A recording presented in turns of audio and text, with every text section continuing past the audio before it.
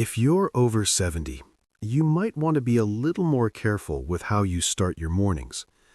I didn't think it mattered much either, but after spending 35 years working in geriatrics and now being 72 myself, I've seen what happens when we rush those first few minutes. It's not dramatic. It's not one single scary moment. It's small habits, repeated day after day, that slowly make mornings feel less steady over time. And most people don't even realize they're doing it. I know I didn't. Every morning, your body goes through a natural shift. Your blood pressure rises slightly, your heart begins to work a little harder, and your system prepares you for the day. That's completely normal. But after 70, things begin to change. Blood vessels become less flexible, and the body may take longer to adjust. I'm not here to scare you. I simply want you to feel steady, in your own home, doing your own things, on your own terms, for as long as possible. Let me ask you something. What is the very first thing you do when you open your eyes in the morning? Do you sit up right away? Do you reach for your phone? Or do you swing your legs out and stand? Take a moment and think about it. And if you'd like, you can share it in the comments. I read every one. Because one of these habits is something I saw almost every single day. Over the 35 years I spent working in geriatrics, I began to notice something. The morning hours, especially between 6 and noon, can be a little harder on older bodies. The idea is simple. Give your body a gentle transition instead of asking it to go from sleeping to full speed in just a few seconds. Let me walk you through a few common habits I used to see and what I suggest instead. Let's start with something very simple. One gentleman I cared for would reach for his phone before he even sat up. He told me he just wanted to check messages from his grandkids. But right after waking, your brain and your heart are still easing into the day. That kind of sudden stimulation can keep your system more active than it needs to be. I suggested something simple. Leave the phone in another room for the first couple of minutes. He told me later his mornings felt a lot calmer. Now, here's another one I saw quite often. Many of us wake up slightly dehydrated after a full night of sleep. I remember one lady who loved her coffee and would drink it first thing. I asked her to try a small change. Just place a glass of room temperature water on your nightstand the night before and take a few sips before anything else. She told me it helps her feel less sluggish throughout the morning. This next one is where I saw the most problems over the years. I still remember Mrs. Margaret. She was 71, a retired school teacher. Every morning she would sit up, swing her legs over the side of the bed, and stand up right away, just like she had always done. Then, one morning, something changed. She became very dizzy. She had to grab the nightstand with both hands just to steady herself. Her heart was pounding, and she was scared. Not because of that moment, but because she realized it could happen again. That's the part that stayed with me. I showed her something simple. Just slow down. When you wake up, stay still for a moment. Then sit up gently. Let your legs rest over the side of the bed. Give your body a little time to adjust, and only then stand up slowly. A few months ago, she told me something I still remember. She said, "Sam, I'm still living on my own. I'm still doing my own shopping, and I don't feel afraid in the mornings anymore." Just those extra quiet seconds made her feel steadier and more confident in her own home. Let's talk about another habit I saw quite often. Some people would skip breakfast or start their day with something sweet, like pastries or white bread.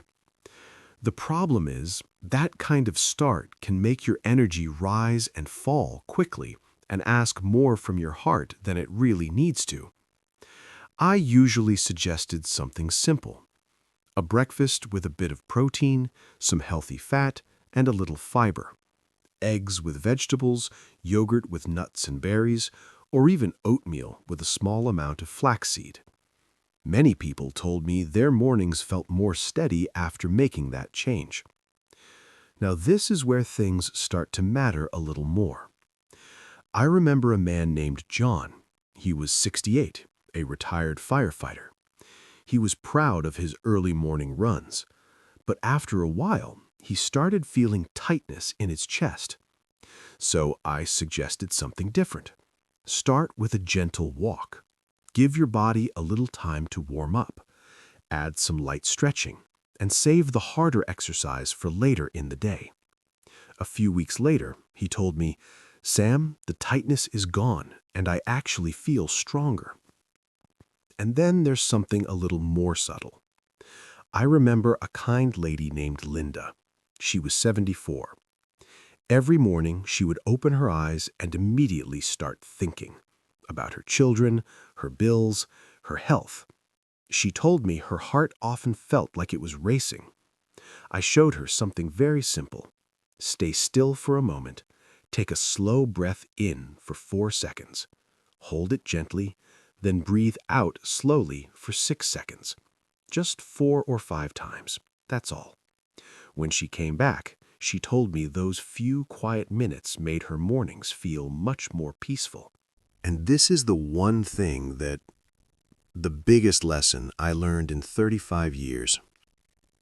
Don't ask an older heart to go from sleeping to full speed. It doesn't need force. It just needs... It's simply a small habit I've come to rely on every morning. I call it my slow start routine. It's my way of protecting my mornings. Tonight, before you go to bed, do one simple thing. Place a glass of water by your bedside.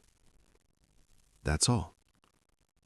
In the morning, when you first open your eyes, just lie there, quietly. Feel the bed beneath you. Let your body wake up. Then take a slow breath in. Hold it gently. And breathe out slowly. Do that 4 or 5 times. Then sit up gently. Let your legs rest. Give your body another moment to adjust. Then drink your water. No rush. When you're ready to stand, place your feet flat, lean forward slightly, and rise gently. No sudden movement. For the next few minutes, just move softly. Walk slowly. Stretch lightly. No phone yet. No rushing. No worries. Just a quiet start to your day. That's it. Just 3 simple minutes. It's not about one bad morning. It's how these small things add up.